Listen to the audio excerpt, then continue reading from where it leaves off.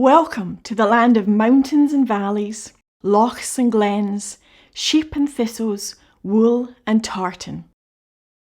My homeland of Scotland is not only a country of visual beauty, but also a country rich in traditional arts, customs, and creative industries.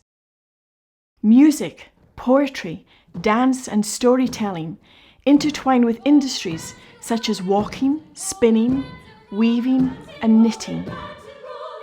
It will therefore be no surprise that in seeking a subject matter for a collaborative operetta, one that incorporated song, dance, and storytelling within a rich, vibrant backdrop, I chose the tradition of Waulking. The result is a one-act chamber operetta for 10 female singers titled Waulking in the Glen. This operetta and production was built from the ground up by 11 composers, 10 singers, 5 additional orchestral members, 2 faculty members, and 4 community volunteers. But let me backtrack for a second. In addition to our regular University of Delaware Composition Studio concerts, masterclasses, and reading recording sessions, I have always sought out one-off, unique educational projects for my studio composers, which allow me the opportunity to broaden their horizons and understanding of different genres. Some of these projects have involved working with dancers and artists. Our most recent project was working with film, and a future project involves working on an app to help autistic children. In 2017, I spotted an opportunity to introduce my students to the inner workings of composing and mounting an operatic production. Why opera, you might ask?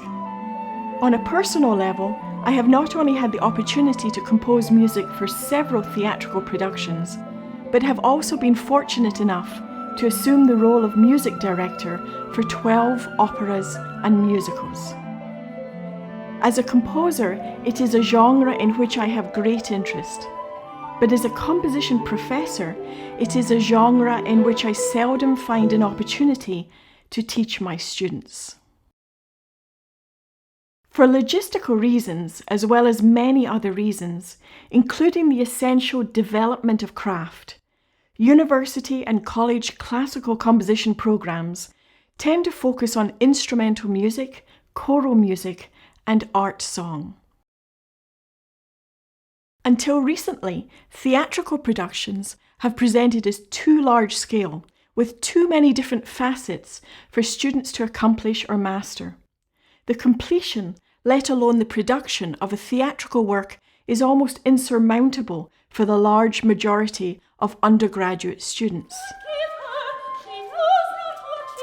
She knows precisely what she says. In my more than 26 years of teaching, several of my students have started to write an opera or musical, but only one, a graduate student, has completed and produced an opera during their course of study.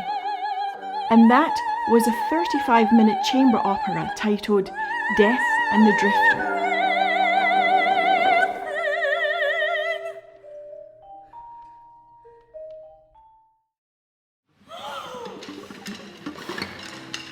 Thankfully, the recent trend of 15-minute operas is opening up many new doors for young composers to experiment within this genre. This coming semester, spring 2021, all of my composition students will be writing individual 5 to 15-minute socially distanced operas and musicals for outdoor performance and green screen recording. Experimentation in improvised opera is also an area that I've pursued with my composition and performance students. Isn't it funny how time ticks and it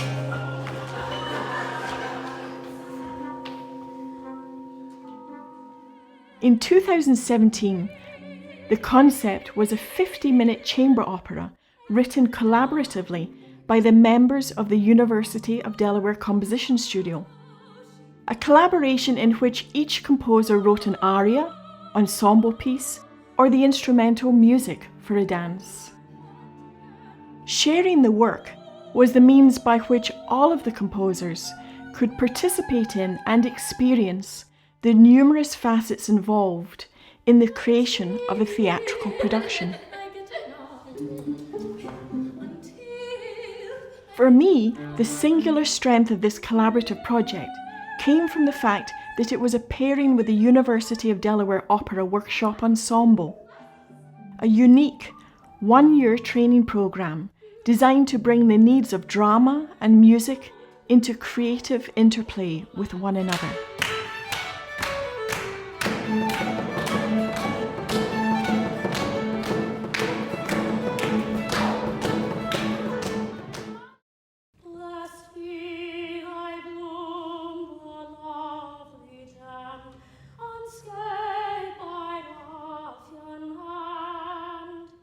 In terms of the composers, I wanted the opportunity to include freshmen through to second-year graduate composers, all working together as a community, learning how to build a theatrical work. It was also extremely important to me that I found a subject matter through which every single singer in the opera workshop was assigned a solo aria, as well as participating in ensemble pieces.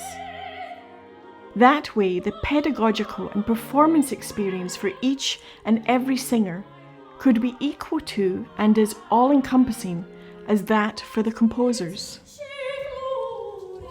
The fact that we ended up with 10 female singers by chance was an added bonus. Having participated in a number of earlier conversations with opera directors on the disparity between female and male roles in the traditional canon, and the resultant problems of providing adequate stage training for female students, an all-female cast was one of the high points of this project for me.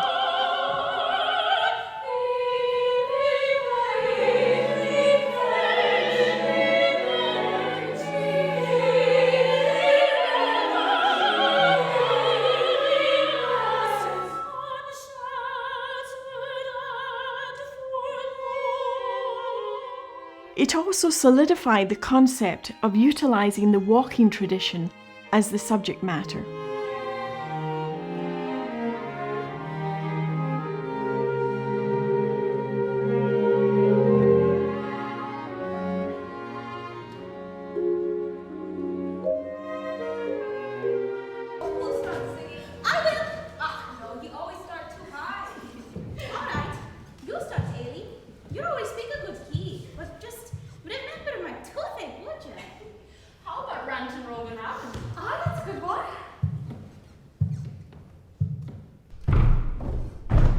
Waulking is the ancient Scottish tradition of shrinking and softening woven tweed and tartan cloth. The process was traditionally carried out by women, who sang rhythmically call and response songs while thrusting the cloth around a table or board. These songs have become known as walking songs and maintain a significant position within the Scottish Gaelic song canon. By building the operetta around the tradition of walking, I was able to create a returning and unifying musical centre for the work. This central element was extremely important due to the fact that the operetta would encompass the stylistic language of 11 composers. The tradition of walking as a subject matter also presented me with an activity for which women gathered, and as a result, their stories. Having chosen a Scottish subject matter, I knew exactly who to consider for poetry: the great bard of Scotland, Robert Burns. In my view, Burns was a perfect choice for the poetry. His poetry is primarily written in the Scots language, is extremely musical in the ebb and flow of its lines, and is also highly evocative. In searching through Burns's catalogue of over 500 poems and songs, I found 49 that could be read as coming from a woman's point of view. I was looking for poetry that would describe loves and losses, dreams and passions, hardships and joys, and I certainly found them in Burns's poetry. In reviewing these 49 poems, I could already envision a number of possible characters: a midwife, a young pregnant wife, a maid from the castle, a young waif, and so on. I was therefore able to immediately present a specific character for a few of the poems. But the rest of the characters, their evolution came through time, choice of poem, and discussion of a particular need within the cast of characters. Creating a character from scratch was a very interesting experience because in the act of the creation of the music, you have to decide what the character's background story is going to be, so the music will match the feelings that would be projected onto this particular character. Sometimes when composing, I feel that I create certain characters or certain ideas for the music that I'm creating, like the pieces have a personality of its own. And so in this case, the same thing happened, but now I get to see a character personified on stage, which makes it a more interesting experience. The only difference in this case is that I had some lyrics that were written by the poet Robert Burns. So in this case, I had to match the feelings of the poetry, which was written hundreds of years ago, and connect that with my inner thoughts. And so, while knowing that the character is more or less mine, it has that certain feeling of the author when he created the poetry, and it becomes a mix of both of our personalities. So the character becomes my inner feelings about the poetry, and then that is personified by another person on stage. I think it's very interesting.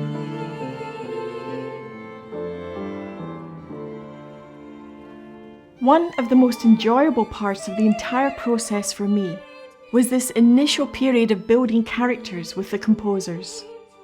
It was so much fun witnessing each character and an overarching storyline come to light. Of course, much later in the process, it was the turn for the singers to further develop the characters in terms of their backstory, their physicality, and much more.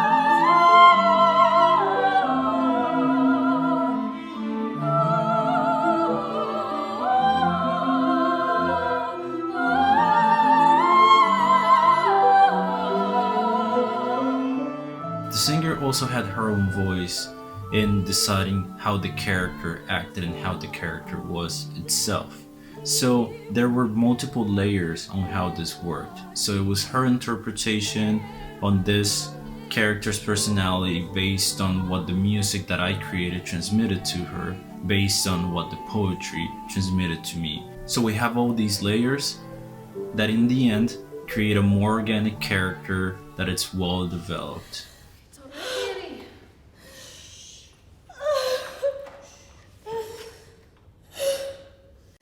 We all know what it is to lose a loved one. At the beginning, we were each given our character's name and sort of this archetypal outline of who they were, but it was up to us to really flesh them out and make them real people. Dr. Barker did an excellent job of providing us with resources such as the historical time period of Scotland, the day in the life of most people, as well as videos of music, dancing, and walking of the cloth, so that we could see and understand more about this culture that we are representing. The concept of Morag was presented to me as the matriarch who came from the Isles due to the loss of a loved one. I decided to research the Hebrides and figure out which area she had come from, and I came across the Isle of Eck, which is also known as the Island of Big Women, from when the Pictish warrior women inhabited the island. And I felt that was very fulfilling and fitting to the themes that we wanted to portray in our show. At some point, when we had gotten our arias and were working on them, we then had individual meetings with Dr. Barker to go through the pieces and discuss our characters with her, which is something that helped me further develop my idea of Morag. By the end of the process, Morag had transformed into this woman who was marked by grief and exhausted with the daily strife, but really sought to be a pillar of strength and support for her fellow women.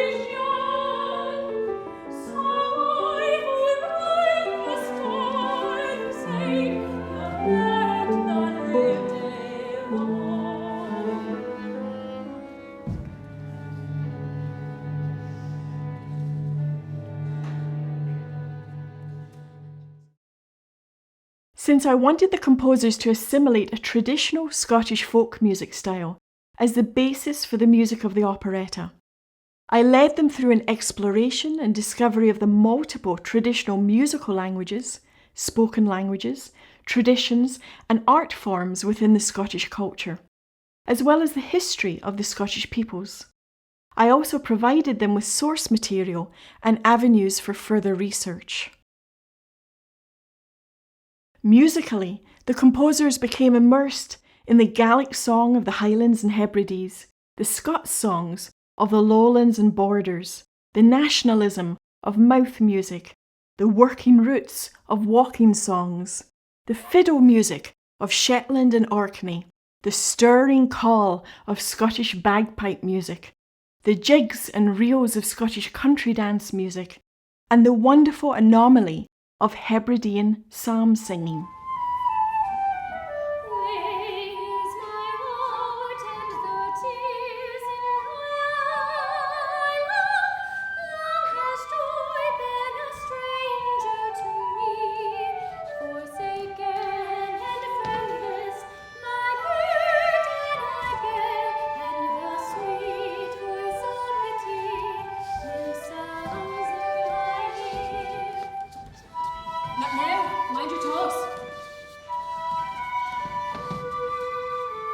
Walking in the Glen was the first project that I did when I came into the composition studio at the University of Delaware my freshman year. I didn't really know what to expect. I was kind of thrown into it with all the upperclassmen and the grad students and all the composition studio working together. So I found out that the piece I was supposed to write was a women's choir piece, SSA, and that it was going to be a walking song in the style of walking.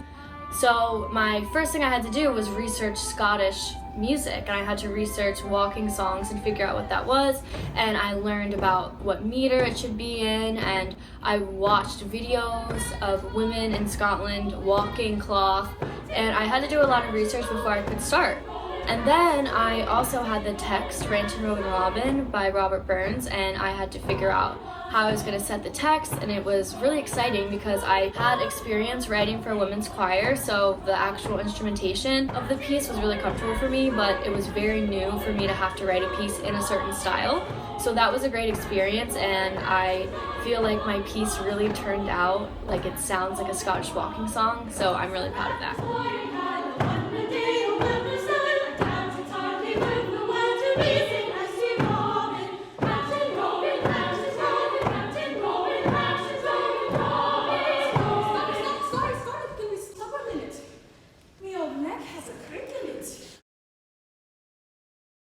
Subsequently, the materials that I provided for the composers became a great resource for the singers as they delved into the historical and cultural setting for the operetta, further developed their characters, practiced speaking in Scots, and learned how to interact and banter among one another in a Scottish manner.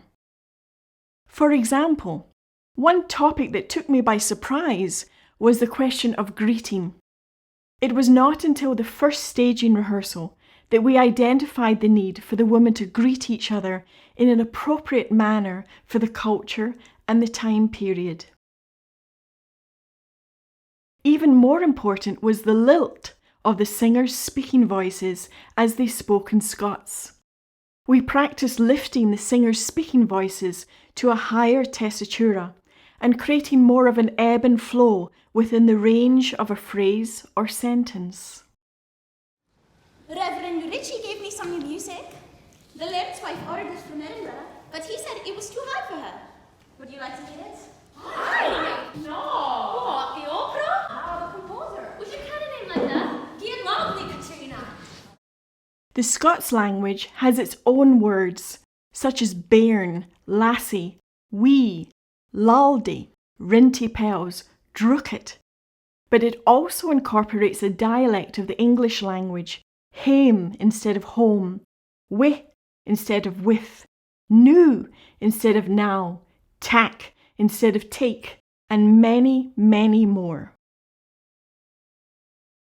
Would you not consider going home to the islands, Morag? Becomes, would you no consider going hame to the islands, Morag?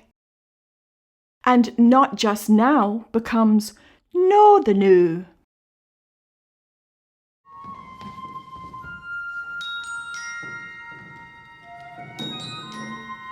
As stated before, it was very important for me that the composers assimilated a traditional Scottish folk music style for each piece in the operetta.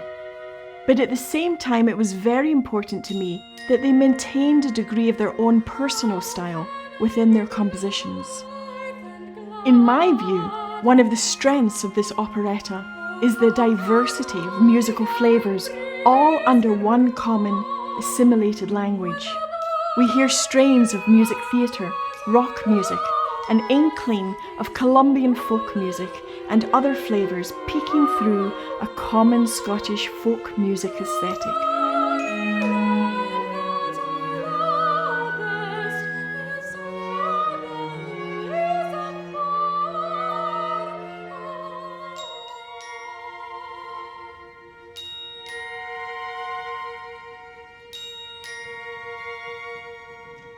One of the most significant aspects of this collaborative production was the pairing of individual composers with individual singers.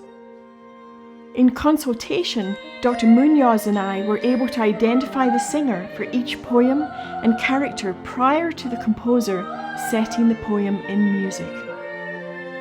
This presented us with the opportunity for each composer to write for a specific voice and personality.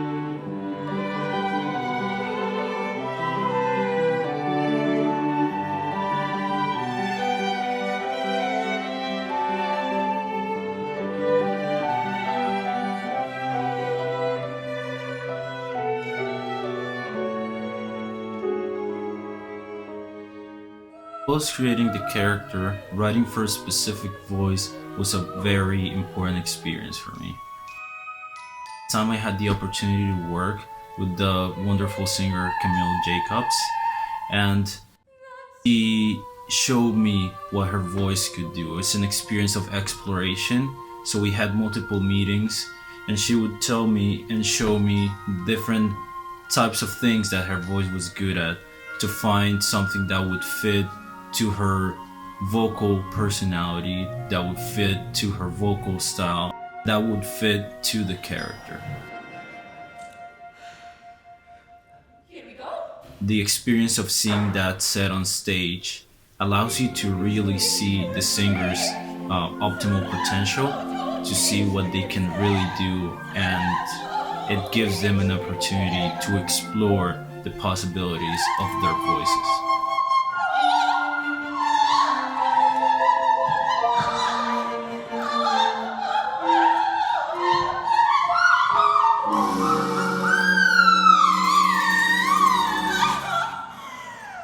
I've got it.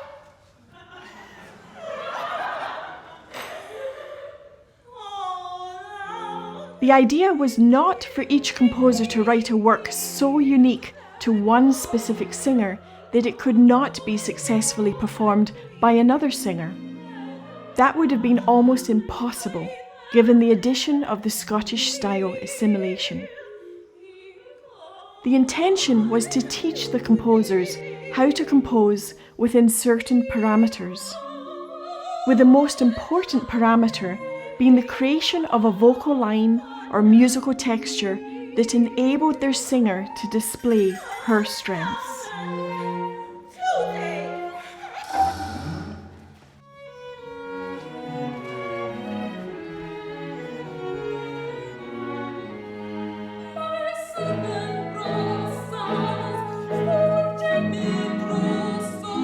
While the composers wrote the music for the arias, ensemble pieces, and dances, the singers also experienced a degree of composition through improvisation of recitative. The decision to not include recitative throughout the operetta was mine.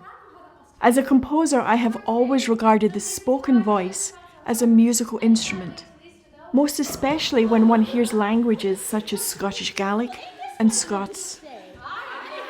Both of these languages feature natural, highly musical hills and valleys, and therefore I wanted the text of the libretto to be heard as spoken dialogue so that it could exist as a further musical instrument in the orchestration of the operetta. There were, however, two places where we chose to have the singers improvise recitative. First, to create a smooth musical and physical transition between certain arias in order not to break the mood. And second, to provide a further variation of musical texture. It was always our intention to include some recitative, but we decided to delay the identification of when and where until we were deeply within the throes of staging. Having worked in theatre before, I knew how dependent productions are on cast members serving in dual and multiple capacities, such as makeup artists and costumers.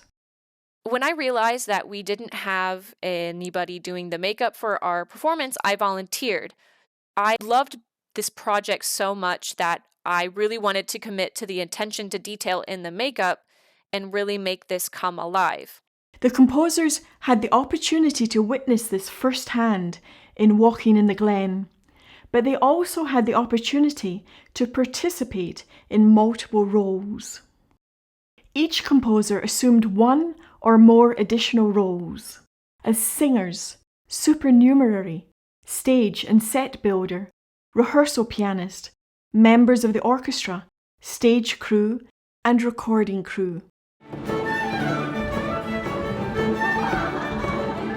After I finished all of my composing and my piece was ready and the singers were starting to rehearse, I got a message from Dr. Barker about one of the actors not being able to do the show anymore, and she asked me to step in as one of the characters.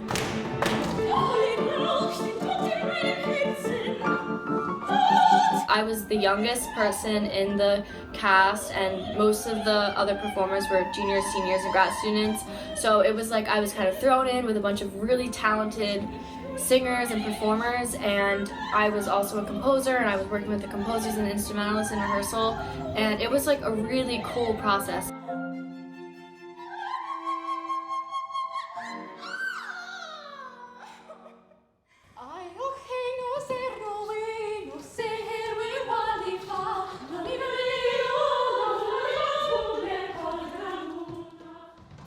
Although this was one of my first experiences with music on stage, that it's being acted theatrically, I had the opportunity to work very closely with Dr. Barker and to work with the entire team.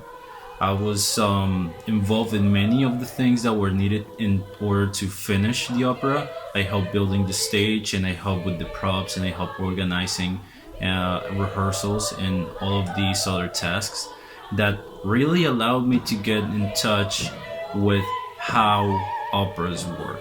It was my very first experience at creating an opera, and so this very close encounter where I was seeing every little detail that comes into play in designing the stage, the lights, the cameras, everything created a wonderful picture on how this media works.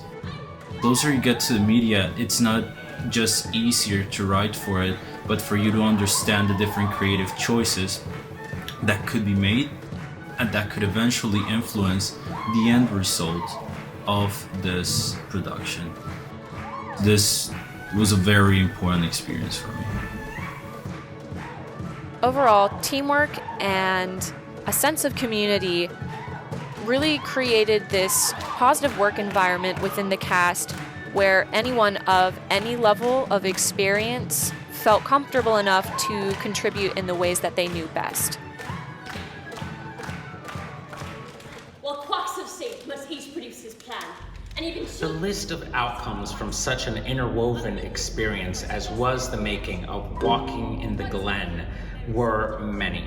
The high level of research put in by all the students and faculty involved would collectively sum up thousands of hours. When viewing the production, it is clear that dramaturgical considerations were at the forefront of all discussion. It was important to all members of the company that the overall gestures and color palette, from the stage direction to the costume and scenic and lighting designs, the melodies and orchestrations birthed by our own students, all worked to serve the spirit of the Robert Burns poetry and the historical practices and traditions of the Scottish people in the late 18th century. We even acquired this performance venue, a national record Rococo revivalist chapel with acoustics that might complement the delicacies of the score to house our intimate production. I would be remiss not to mention what the wooden table, the heart of our simple set design, personally means to me. Tables have always been a symbol for many things. The place where we nourish ourselves, where we come together to share experiences and to engage in practices such as those found in religion and learning. Early in our devising process, it became ever clear to me that this production's essence needed to emerge from the very table where walking the cloth occurred. When we come to the table, literally and metaphorically, life and community can happen. Mending can occur.